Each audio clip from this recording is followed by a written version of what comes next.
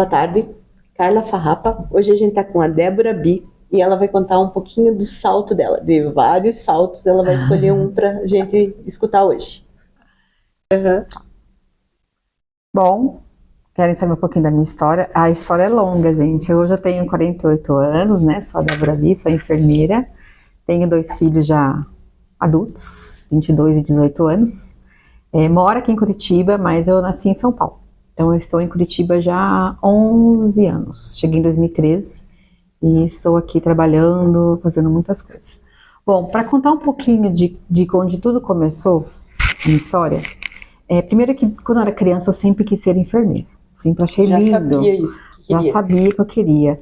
Mas era uma coisa quase que impossível devido à minha situação financeira, né? Eu vim de uma família muito humilde lá de São Paulo. Meus pais se separaram quando eu tinha 11 anos, aliás, 8 anos. E eu sou a mais velha de 4 irmãos. Então lá em São Paulo foi muito difícil porque ela era uma dona de casa, ela não tinha profissão nenhuma, então não tinha até como prover pra gente, né, criar os 4 filhos, mas ela foi muito guerreira. Eu sempre falo que minha mãe é uma inspiração para mim. Ela trabalhava de diarista e eu, como mais velha, tinha que cuidar dos pequenos, né? Então ela conseguiu, né, durante muitos anos, cuidar da gente, criar os filhos, mas teve uma situação que nessa época da separação, o meu pai, ele colocou a gente num lugar um pouco perigoso, vamos dizer assim. Hoje a gente chama de comunidade, mas na época a gente chamava de favela. Então nessa favela tinha muitos tiroteios, muita droga rolando. Então as crianças, pra você ter uma ideia daquela época, todas que conviviam ali, que moravam ali, ou morreram ou estão presos. Nossa. E aí a minha mãe teve essa ideia, que assim, hoje eu não sou mais evangélica, mas a minha mãe, ela teve, assim, pelo ensinamento que ela teve, de colocar os filhos na igreja. Sim. Que é um caminho que ela Mais achava, seguro. né, que podia ser mais seguro pra gente ter ali um foco, ter atividades e tal. E eu acho que isso ajudou bastante também. Então eu já comecei a trabalhar com 11 anos, por isso que eu falei 11, né, já trabalhei com 11 anos, fui ajudar de babá, já fui descascadora de batata numa fábrica de batata, papelaria, vendedora de sapato. Então eu passei por várias coisas aí até chegar no escritório e seguir a parte administrativa. E aí depois, com 18 anos, eu entrei no Hospital Sírio-Libanês. Então lá foi quando eu comecei a ganhar bem, daí comecei a ajudar, a gente construiu uma casa, eu e meus irmãos construímos uma casa e tal. E aí vem outra história, né? Como eu falo, a gente sempre encontra muitos obstáculos durante a nossa vida toda, né, Carla? Mas a grande diferença é que Deus nos dá a força para lidar com esses problemas. Então, perdi um irmão, que eu tenho uns irmãos gêmeos, 2 anos mais novos que eu. Então, houve um acidente de ônibus na época, Dia das Mães. Nossa. E aí morreram na época 17 jovens, tudo nessa faixa etária, 16, 15, 18. Meu irmão tinha 19, e aí ele acabou falecendo, então isso foi um choque, assim, pra gente. Mas o irmão também deixou um legado. Eu descobri depois que ele veio para ensinar a gente a amar. Porque naquela época, aquela correria da minha mãe, trabalhar, sobrevivência, né? Comida, Não dá tempo de dinheiro. nada. A gente nem se olhava, nem se falava, nem se abraçava, nem nunca. Eu lembro que, assim, durante toda a minha vida, eu nunca falei que eu amava minha mãe. E vice-versa. Então, depois disso, tudo mudou, né? A gente começou a entender um pouco mais essa questão do amor, de família, dar mais valor a tudo. E aí passou, né? Continuei trabalhando, seguindo a vida. E com 23, eu conheci o pai dos meus filhos. E eu me lembro, assim, até hoje, que tudo que eu não gostava no homem, que era a referência que eu tinha, que era meu pai, que era um homem bruto, violento e tal, o meu marido tinha. A gente busca, né? É uma coisa de meio que atração mesmo, né? Você busca. Mas, enfim, acabei, né, muito jovem, me apaixonando e tal. E a gente foi morar junto, ficamos 11 anos. Só que nesses 11 anos foram indas e vindas. Foi lá que eu realmente pude conhecer de perto o que é uma violência doméstica, que até então eu só assistia a minha mãe passar. E eu pensava comigo, eu não quero isso pra mim. Mas aí veio, daí foi inevitável, né? Acho que, mas tudo tem um porquê. Então hoje eu entendo com a minha maturidade que tudo houve um porquê. E eu passei muitos anos sem entender o porquê, me questionando Deus, questionando a vida, por que eu tenho que passar por isso e tal. mas isso faz parte do nosso crescimento, então isso é legal a gente entender. Não é fácil entender. Não é fácil, é um processo, Se quando você percebe, não repete mais. Não, a gente Isso corta, é importante. né? A gente para com esse ciclo, né? A gente corta encerra ele e nisso a gente inicia um novo ciclo que é totalmente diferente e melhor. Então eu fiquei esses 11 anos passando por isso, tive que dar um fim, porque chegou já assim no limite, ao extremo mesmo da violência, e assim, e na época eu lembro que eu ficava tentando separar, não conseguia, não tinha, a parte financeira pegava bastante, porque ele, né, ele que ajudava e tal, mas aí eu também trabalhava, enfim, eu tinha medo daquela coisa, ai, será que eu vou conseguir dar conta? Mas eu lembrei da minha mãe, eu falei, pô, mas ela conseguiu com 4, eu tenho 2, né, quem sabe, né, não vou conseguir. Até que eu tive a cara e coragem e falei, não, agora chega. E aí ela tinha 5 e ele 9. Então, nessa época eu morava em Minas Gerais, em Poços de Caldas, com ele. E aí eu fui para São Paulo, morei um pouco com a Fátima, e depois eu fui de lá, arrumei uma casinha, aluguei e tal. As crianças precisaram ficar 6 meses longe de mim, com meus pais, que eles moravam no interior, num sítio, bem lá no fim do mundo. Então não tinha como eu morar lá, né?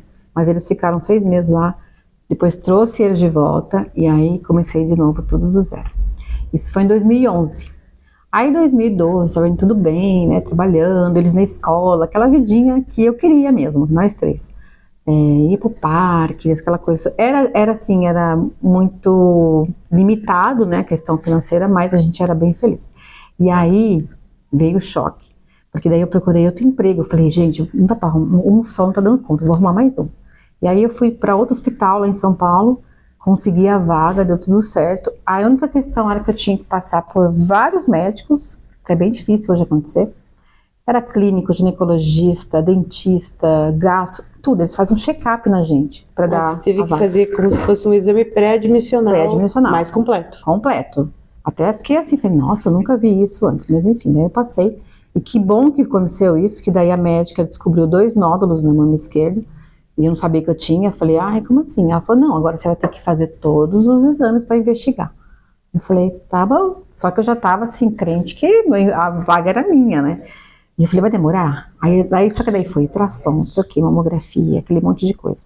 Quando fez a biópsia, eu levei para ela de volta para a médica, cheguei lá com um papelzinho na mão, falei, então, doutora, tudo certo, vamos lá? Aí ela falou, você não vai trabalhar aqui, você está com câncer de mama. Assim, na lata. E eu sentada na frente dela, igual a gente tá agora, as minhas pernas ficaram bambas. Eu não conseguia sentir a perna. Eu ficava assim, meu Deus, e agora? O que eu vou fazer? E aí eu não conseguia levantar. Aí eu falei, só um pouquinho. E eu lembro que eu senti aquela formigação na perna, aquela dor, aquele medo, é um turbilhão de coisa. Né? Não chorei ali, tudo, mas eu falei, meu Deus, eu só pensava em quem? Nas crianças. E agora? Quem vai cuidar deles? Vou morrer, né? A gente pensa isso. Daí eu levantei e fui embora. Dali eu já fui caminhada para vários, né, para os exames e tal. E até chegar no tratamento. E ela falou, não, vai ter que fazer tratamento aqui. Cirurgia, radioterapia. Eu não cheguei a fazer químio, graças a Deus. Mas eu fiz o que eles pediram. E aí, por um milagre, eu não vou a gente fala assim, a gente sabe que milagres existem, né?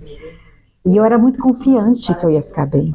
As pessoas, elas iam vinha gente na minha casa, prima, tia, que eu nunca mais tinha visto. E elas falavam assim, eu vim visitar você porque você tá com câncer, meu Deus. E chorando, eu falava assim, não morri ainda, gente. Calma, gente, eu estou ótima. Então eu comecei a receber visitas de pessoas que, né, até então eu nem tinha tanto contato mais, né, parente, daí já chegaram todas.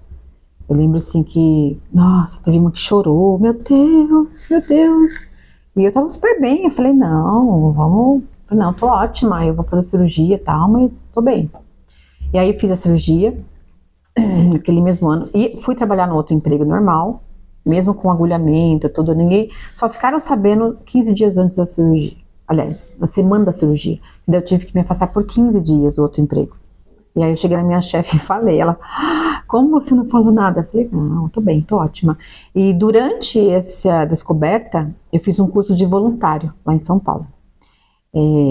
pela prefeitura e tal, com certificado, e é bem intenso, assim, uma semana toda de curso, porque eu queria de alguma forma fazer algum trabalho voluntário, ainda não sabia qual, não fazia ideia. Mas na época eu já era maquiadora.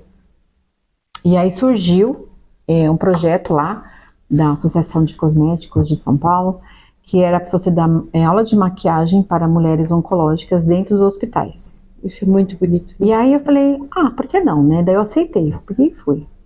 E ninguém sabia que eu estava em tratamento, mas assim, fui. E aí eu olhei assim, aquela roda de mulheres numa mesa redonda, assim, todas bem debilitadas, bem já em estágio bem mais avançado que o meu.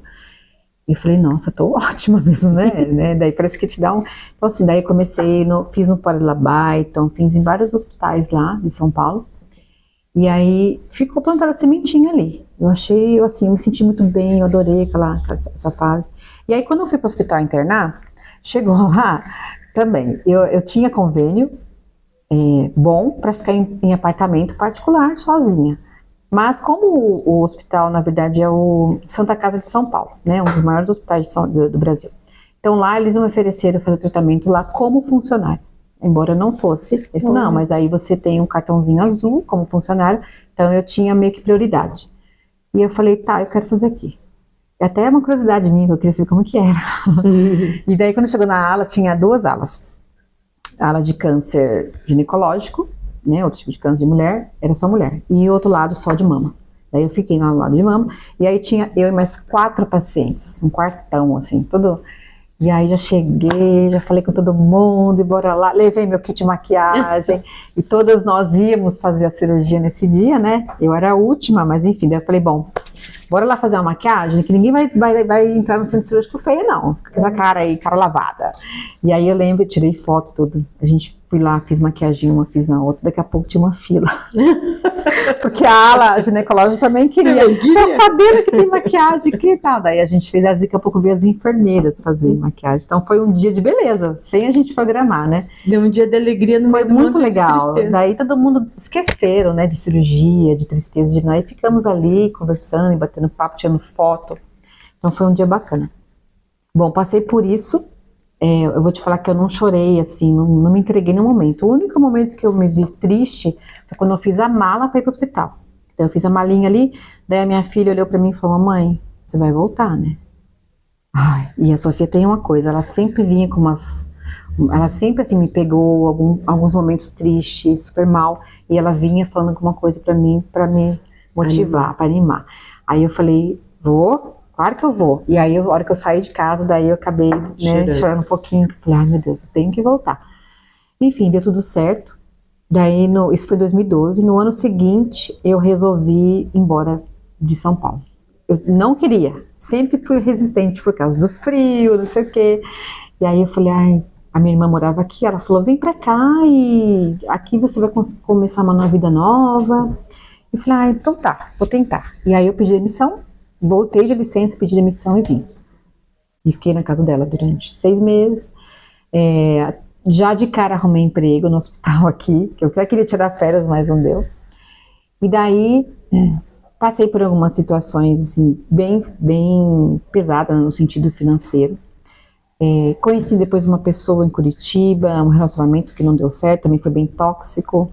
E aí, assim, depois de lá, fui ser corretora também, porque eu sempre gostei de empreender, sempre gostei da área de saúde e sempre gostei da área de beleza, só que eu não sabia como fazer essa junção, como juntar, porque beleza era beleza, saúde era saúde, né, e eu tinha ainda na cabeça que um dia eu seria enfermeira, não sei quando, mas um dia eu vou ser. E aí trabalhei no hospital, aí aquela coisa, aí sempre tinha meus bicos, né, daí eu trabalhava no hospital, mas eu fazia uma maquiagem aqui, um cabelo ali, né, até para ajudar no orçamento de casa. Até que em 2015 eu saí do hospital, fui mandada embora, e aí eu me vi ali numa situação bem complicada. Eu falei, meu Deus, o que vai ser de mim agora? Não tem emprego, né? De novo. Então, assim, era sempre um recomeço, sempre acontecia alguma coisa para recomeçar. Mas aí eu conheci o meu segundo marido, que ele era inglês, vocês conheceram, inclusive. Uhum. E ele falou pra mim, ele perguntou pra mim, qual que é o seu sonho? Eu achei estranho, porque até então nunca ninguém tinha me perguntado, né? Eu falei, olha, quero ser enfermeira. Que não é segredo pra ninguém e tal. Aí ele falou, então tá, se você quiser, então eu te ajudo. E aí eu meti a cara, eu tava com 40 anos já, e entrei na faculdade, né? Fui fazer de manhã. Só que na faculdade aquela coisa, né? Cheia de criançada, meninada, e daí tinha aquela questão do etarismo, me excluíam dos grupos, das apresentações, dos seminários. Então, assim, foi um pouco difícil nessa situação, mas... E aí, junto com isso, de brinde, veio a menopausa. E eu achando que estava com depressão, porque daí eu fui no médico e tal, ele falou, não, você tem síndrome não sei das quantas, depressão, blá, blá, blá, e taca remédio, né, remédio para acordar, para dormir. E nesse ano mesmo eu tinha acabado de me casar, então assim, eu falei, cara, não faz sentido eu estar desse jeito. Você tá tudo bem agora, tá tudo, né? Tá andando as coisas, tô realizando meu sonho, como é que eu posso estar tão depressiva assim? Até que eu tive uma ideia de ir na farmácia, comprei um teste de menopausa igual gravidez. Eu não sabia que tinha. Perfeito, né? Aí eu pesquisei, achei, falei, gente, será que tem? E fui lá e fiz. E aí, fui lá esperando, igual grávida. Olhei, positivo, menina. Mas eu chorei. Mas eu chorei. Você entrou bem nova. Entrei. Foi por conta do câncer. Geralmente as mulheres entram na menopausa precoce. Às vezes tem gente bem mais nova que eu. Eu já vi gente com 30 e poucos. E aí veio menopausa. Quando eu vi de positivo, mas eu chorei. Chorou mais do que quando chorei mais, muito mais. Acho que tudo que eu não tinha chorado naquela época, eu chorei agora. Daí eu falei assim, então quer dizer que eu estou envelhecendo? Que daí veio aquela questão do, cara, eu não sou mais mulher. Então eu não posso mais ter filho. O que eu vou fazer? Acabei de me casar. É bem complicado. É um turbilhão de coisas que vem na cabeça. Então, e na época... Ninguém falava disso. Não, era meio que tabu. Tabu. Ninguém falava de menopausa. Então, quando eu falava de alguma coisa de menopausa... Ainda é tabu. Ainda é, né? A gente tá progredindo aí, né? Mas tá bem lentamente. Lentamente.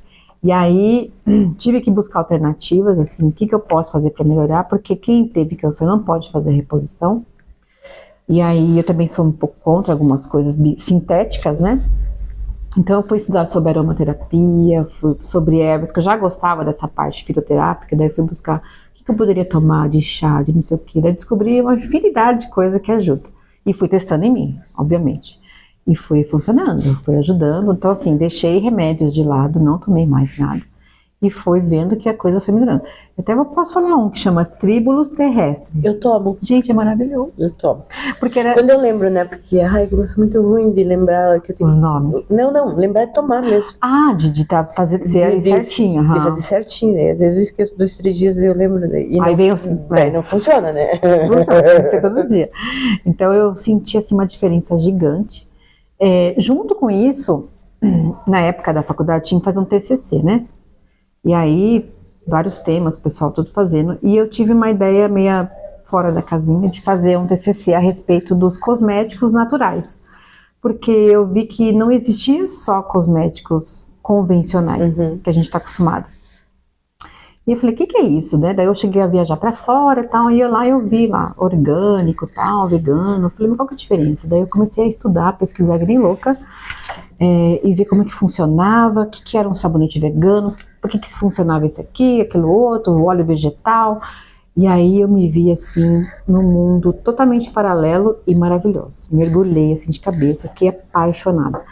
Aí comecei a estudar sobre dermatite, o que causa, procurei muitos e muitos artigos científicos e tive que escolher alguns. Então eu escolhi 27. Nossa, só. Tive que ler só 27 artigos. E dali tirar o meu tema, que era os benefícios dos cosméticos orgânicos e aromaterapia na recuperação de pacientes com câncer de mama e o papel do enfermeiro. Eu tive que só focar no câncer de mama, porque senão ia abranger muito mais coisas. Então eu falei, não, então a professora falou, não, a orientadora falou, vai só nesse do câncer de mama, tudo bem. Tá bom. Então eu comecei aquela pesquisa, né, estudando muito. Minha vida era só estudar. Só que eu gostava, né, eu adorava, eu descobria coisas novas. Até fiquei um pouco chocada, Carla, porque eu pensava assim, cara, como é que eles podem colocar tanta coisa ruim dentro de um cosmético? E dizer que é bom. E sabendo que isso vai causar um problema, né? Então eles é chamados de xenobióticos, eles são disruptores hormonais, então eles atacam todo o nosso sistema hormonal, câncer de bexiga, por exemplo, alumínio, você passa aqui, ó. bem perto da mama. Então, migram sim. Então, assim, tudo isso está comprovado cientificamente, mas não é falado. Então, assim, é bem polêmico esse tema, porque tem muita gente que defende, tem muita gente que é contra. Mas aí eu comecei a testar em mim, comecei a fazer curso de cosmetologia, fazer sabonete em casa, para ver como que é. Eu adorei fazer, mas é trabalhoso. Comecei a vender em feirinhas e entrar nesse mundo, conhecer pessoas também que já estavam nessa mesma vibe, assim, de natureba. Até que publiquei, né? Acabei a faculdade, tirei nota máxima. Foi, assim, eu fiquei muito feliz, porque até chorei, porque foi bem da pandemia. Falei, nossa, nem acredito que eu consegui. Então, finalizei. Então, ele se tornou um artigo científico e depois ele foi publicado numa revista de enfermagem. Inserindo a enfermagem nesse mundo, porque até então a enfermeira não tinha nada a ver com beleza, sim, com cosméticos, né?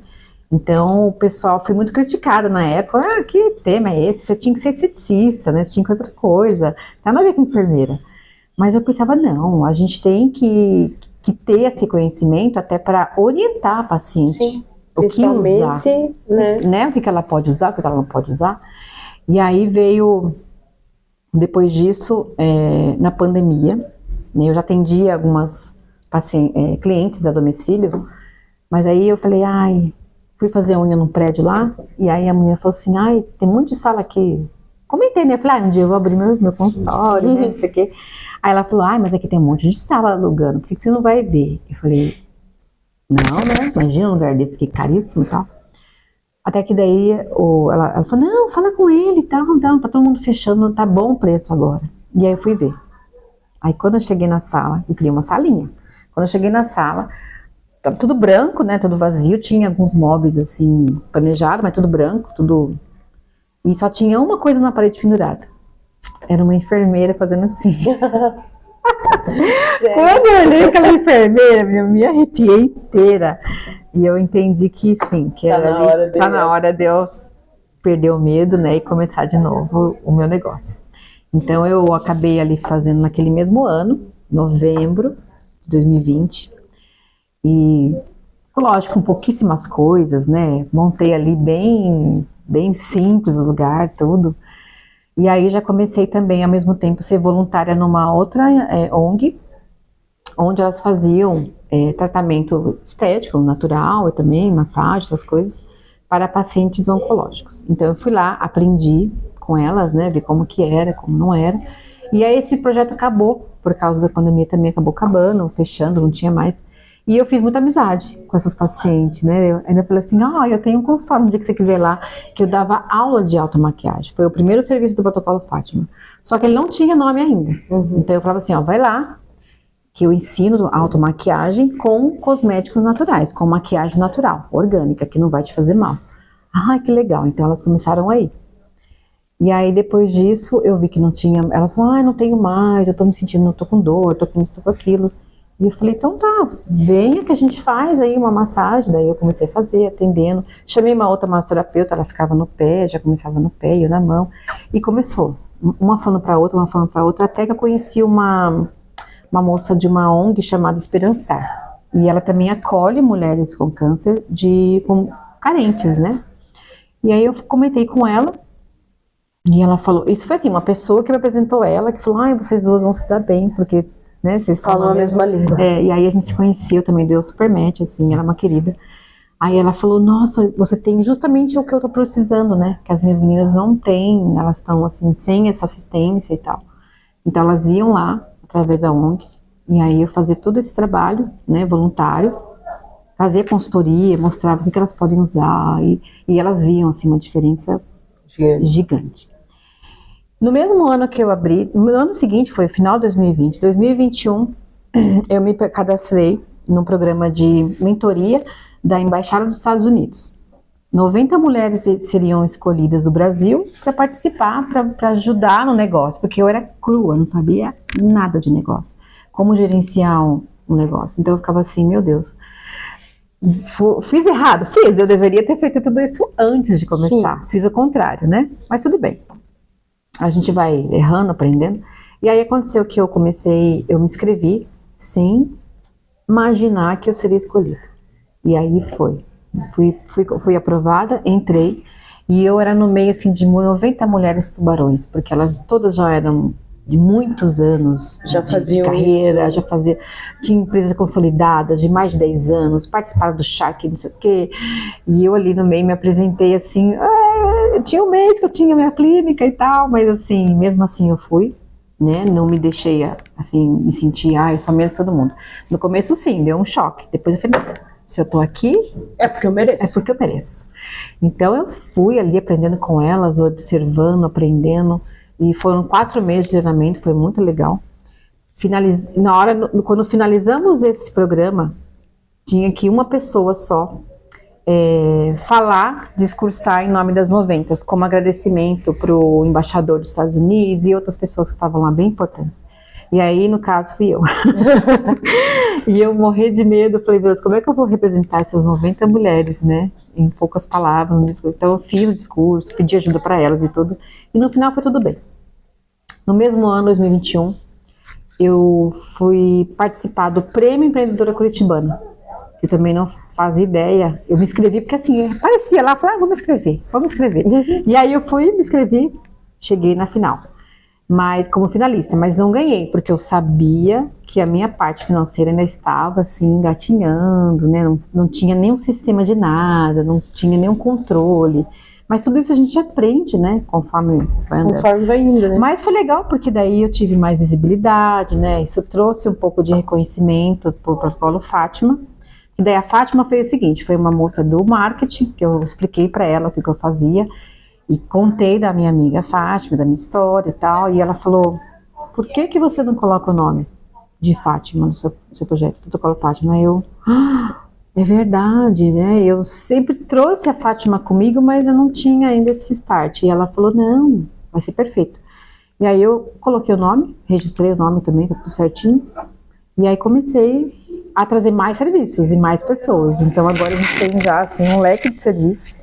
E aí o ano passado, 2023, o artigo, né, que na verdade foi o artigo, a Fátima que estava junto comigo ali, né, fazia parte de tudo, mas o artigo se tornou o Protocolo Fátima, e ele foi premiado pelo COREN do Paraná, que é o Conselho Regional de Enfermagem, em 2023, né, por estar fazendo parte dessa ajuda, né, dessa responsabilidade social, ajudando a comunidade, né, as pessoas que a gente quer fazer isso, né, quer fazer o bem, né. A ideia de tudo no final, além do salto, você, o Protocolo Fátima, é sempre o outro. O outro, Tudo é outro. Eu já escutei muito, mas é o outro. Porque eu ajudando o outro, eu me ajudo. Sim, as pessoas E falam, eu ajudando o outro, alguém me ajuda. sempre o universo vai sempre conspirar, sempre acontecendo coisas boas, né? E você falou até negócio de histórias, a gente escuta tantas histórias também. Elas deitam ali, relaxam, se entregam e começam a falar histórias, e fala, meu Deus, quanta história linda, né, que a gente ouve. E tristes também, né?